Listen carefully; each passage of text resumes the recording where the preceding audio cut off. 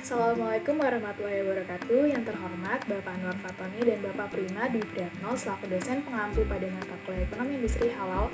Pada kesempatan kali ini, perkenalkan nama saya Firata Syafid Indika Khairul dengan NIM 045 akan membahas mengenai halal farmasi. Nah, sebelum kita masuk kepada konsep halal farmasi, kita juga harus mengetahui nih konsep halal sendiri itu gimana sih? Nah, halal itu bisa diartikan sebagai hal-hal yang boleh dan dapat dilakukan karena bebas atau tidak terikat dengan ketentuan-ketentuan yang melarangnya. Hal-hal yang menentukan kehalalan yaitu halal zatnya, halal dalam prosesnya, halal penyimpanannya, halal penyajiannya, atau transportasinya, dan halal cara memperolehnya. Produk halal juga merupakan produk yang diproduksi dari bahan yang halal dan thayyib pada fase produksi yang bersih atau bebas dari barang yang haram dan najis. Hal ini sesuai dengan perintah Allah dalam Quran Surat Al-Baqarah ayat 168 dan 172. Memakai produk halal tidak hanya pada makanan, tetapi halal saat ini sudah berkembang dalam ilmu sains yang biasa disebut dengan halal science. Selanjutnya, kita masuk pada konsep halal farmasi. Pada dasarnya, berobat wajib menggunakan metode yang tidak melanggar syariat dan obat yang digunakan wajib menggunakan obat yang suci dan halal. Nah, di sini ada Fatwa MUI nomor 30 tahun 2013 tentang obat dan pengobatan, di mana dalam ketentuan hukum dalam fatwa tersebut disebutkan penggunaan bahan najis atau haram dalam obat-obatan hukumnya adalah haram. Namun, penggunaan obat yang berbahan najis atau haram untuk pengobatan hukumnya haram kecuali memenuhi beberapa syarat sebagai berikut. Di sini ada ketentuannya nih. Yang pertama digunakan dalam kondisi keterpaksaan atau darurat, yaitu kondisi keterpaksaan yang apabila tidak dilakukan dapat mengancam jiwa manusia atau kondisi keterdesakan yang setara dengan kondisi darurat. Nah, yang kedua, belum ditemukannya bahan yang halal dan suci. Lalu yang ketiga, adanya rekomendasi para medis kompeten dan terpercaya bahwa tidak ada obat yang halal.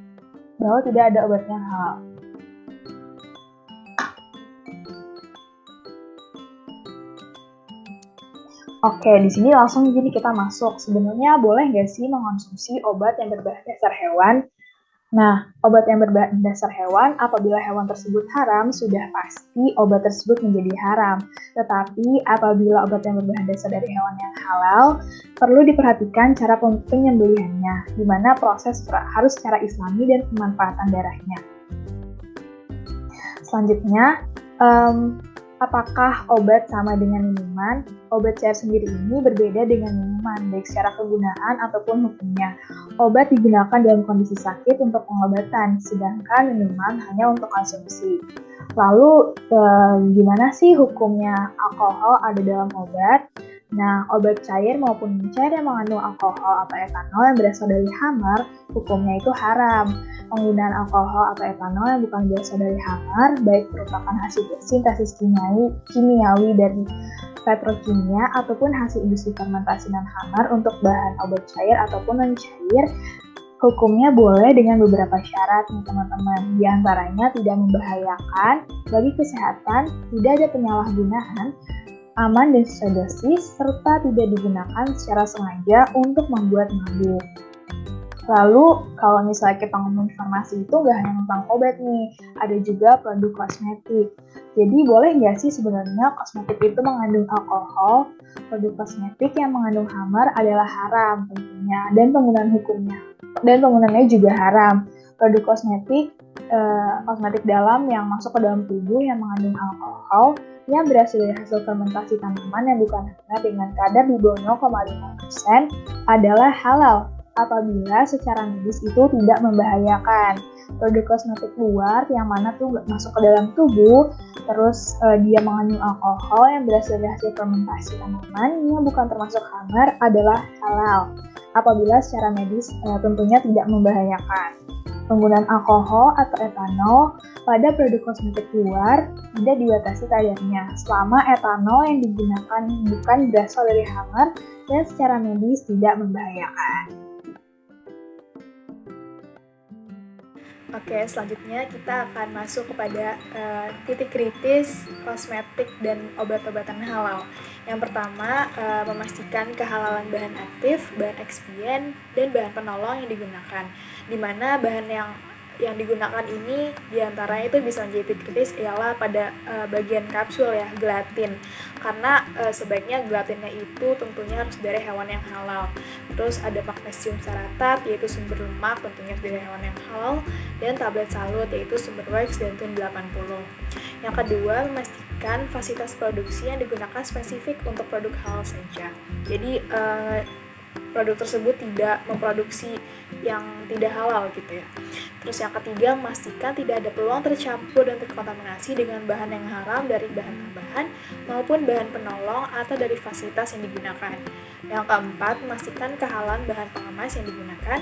Yang kelima, harus melakukan proses pencucian serta pensucian peralatan sesuai dengan syariat. Dan yang terakhir tentunya harus mempersilahkan untuk auditor halal melakukan proses auditnya langsung dan menetapkan kehalalannya. Nah, di sini tuh juga ada nih teman-teman potensi pasar farmasi halal. Berdasarkan laporan di State of the Global Islamic Economic Report 2019-2020, diketahui bahwa pengeluaran muslim untuk obat-obatan secara global adalah 90 miliar US dollar pada tahun 2018 dan diperkirakan akan mencapai 134 US dollar miliar pada tahun 2024.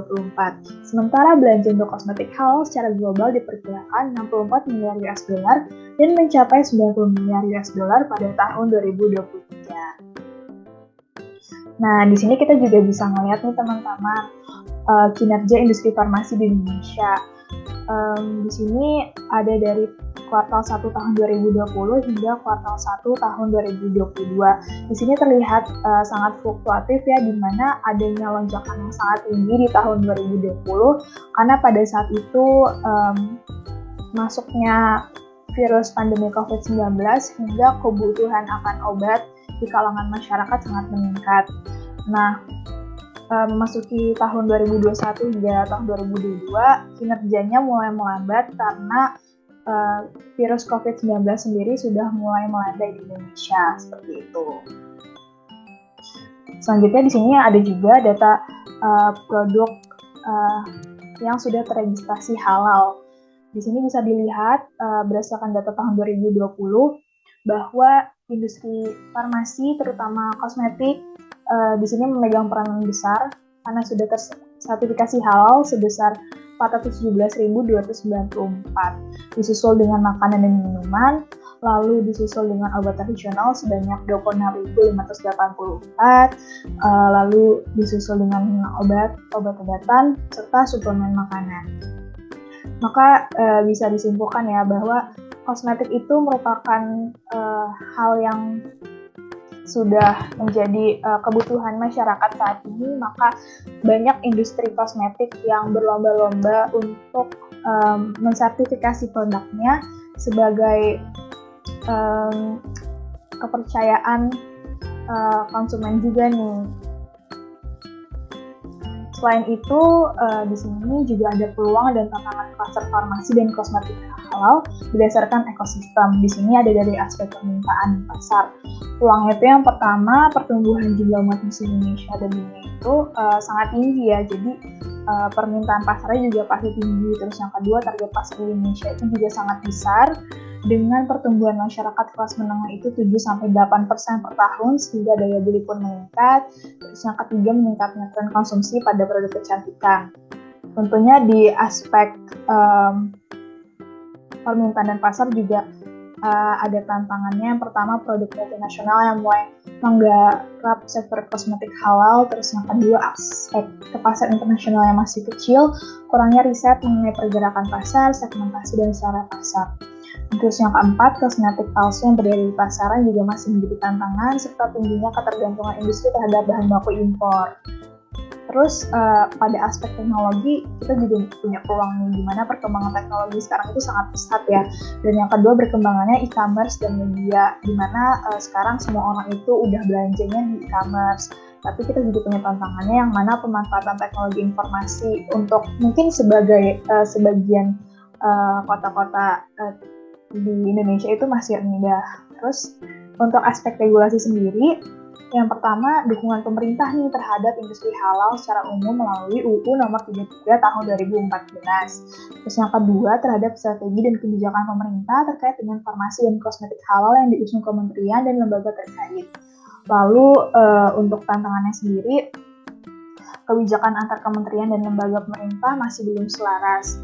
Lalu belum adanya panduan dan ketentuan untuk infrastruktur yang dapat menunjang produk farmasi halal. Di bagian aspek kerjasama dan sektor lainnya, peluang untuk co-branding dengan sektor pariwisata halal, serta peluang co-marketing dengan sektor media dan kreasinya. Namun tentunya tantangan di sini adanya asymmetric information antar sektor, terus yang kedua birokrasi kerjasama antar sektornya itu masih kurang. Lalu di aspek pembiayaan, semakin banyaknya platform alternatif pembiayaan yang mana sekarang kita kenal udah banyak banget kayak OVO, GoPay, Dana, ini aja gitu ya. Terus yang kedua di sini juga peluang kolaborasi dengan lembaga perbankan dan keuangan syariah. Dan yang ketiga semakin banyaknya skema pembiayaan yang ramah IKM. Itu ada KUR, ada LPIE, ada Bantuan juga. Terus untuk tantangannya di sini lembaga pembiayaan masih membutuhkan jaminan yang tangible seperti ijazah, sertifikat, dan terutama business plan yang kebanyakan belum bisa dipenuhi para pelaku usaha.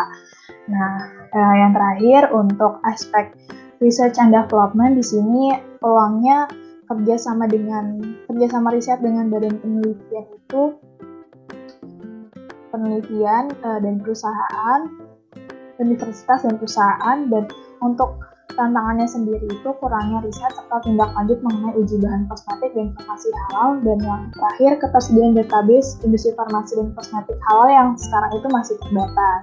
Setelah kita membahas mengenai konsep halal farmasi, titik kritis, peluang, tantangan, hingga potensi industri farmasi di Indonesia, maka sudah sebaiknya kita sebagai konsumen muslim lebih aware terhadap kehalalan suatu produk.